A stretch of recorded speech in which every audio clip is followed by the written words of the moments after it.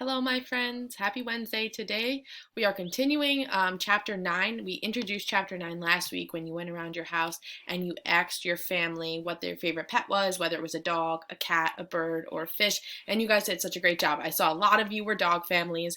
Some of you had a pretty good split between the four, but it was pretty fun to see you guys go out and collect data on your own and then use it to answer some questions, and it was super awesome. So today what we're going to be doing is we're going to be talking about a picture graph. So this is a picture graph right here, and I am going to highlight. So this is the picture graph, and it says the number of soccer games. So that tells us what the chart is telling us about. So it's telling us how many games that the team had in March. It's telling us how many games that the team had in April, how many games they had in May and June. And then down here we have what we call a key. So each of the soccer balls stands for one game. So that key is going to tell us what the symbols in the chart are. So for example, in March the team had 4 games, and we know that because there's 4 soccer balls right here in March. So we see 4 soccer balls. And then in April we see that the team had 3 games. And then let's see if you can guess how many games that the team had in May. So what I want you to do real quick is pause the video, see if you could think about how many games the team had in May, and then once you have your answer, come back and I will give it to you. So go ahead and pause it. All right. So the number of games that the team had in May, the correct answer is 6. So we know that because there are 6 soccer balls. And then in June, we know that the team had a lot of games, and they had 7. So the team had 7 games in June. So then we're going to look at the questions that they asked below the chart, and this is going to help us make sure that we're reading the chart. And this chart is pretty easy to read because of the pictures. So it says, in which month did the team play the least amount of games? So what we're going to do is we're going to look at the chart and we're going to think, well, which row has the least amount?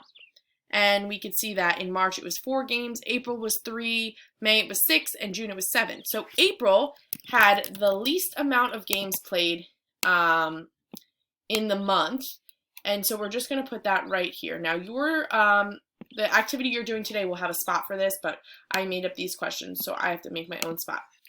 So in April, the team played the least amount of games. The next question says, how many games did the team play altogether? So this is when our addition comes in handy, and we're going to just go ahead and count up those soccer balls. So when these are all the games they played, and they showed it nice and neat in a chart, now we want to figure out how many games they played altogether. So let's start counting. Let me use a different color here. We'll use blue. We have 1, 2, 3, 4, 5, 6, 7, 8, 9, 10, 11, 12, 13, 14, 15, 16, 17, 18, 19, 20. So we have 20 games that the team played all together. So we're going to go ahead and write 20 games. And I'm going to move that right down here and show that we answered the questions. We have 20 games that the team played all together. The last question says, how many more games did the team play in May compared to June? So now this is when your great second grade skills come in, and you look and see, well, let's look at the months of April and May. So let me clear this off real quick so we could just look at April and May. So we want to figure out how many more games the team played in May compared to April. So we just look at May, the team played 6 games, and in April the team played 3 games. So we can say that how many more games did the team play in May compared to April? 3 more games than in May than in April. So that is all you'll have to do today. Let me just show you quickly. Move this down, and I will show you quickly your activity, and I'll read you those questions just in case you are doing it on your own. Let me go ahead and do that. And this is your activity for today. So the first one says favorite snack.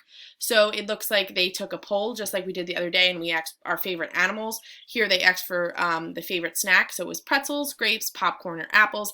And the smiley face stands for one child, and we know that by looking at the key right down here. So then it says which snack was chosen by the fewest children. So you're going to look at the chart and you're going to see which snack was the least popular. And then how many more children chose pretzels than apples. So then you are going to look at just pretzels and apples, and you are going to see what the difference was there. For the next part, you're going to look at this chart that says number of pencils. So each pencil stands for one pencil, and these are these students right here. And each one stands for how many pencils they have. So it says how many pencils do Alana and Brad have? So blank pencils, you'll have to add those two numbers together. How many more pencils does Kiana have than Alana? Then you're going to write that answer there, and then it says Miss Green has the same number of pencils as all four children. So how many pencils does she have? Here's a little hint. You're going to add up all of those pencils. You're going to count just like we did just before, and you are going to answer that. So it's just, you have to just count up all the pencils, and then that will be the answer. So that's a little hint. That is all for today. So that is your job for today. Go ahead and erase this, and you are set to go. Let me know if you have any questions, and I will see you guys again on Friday, sorry.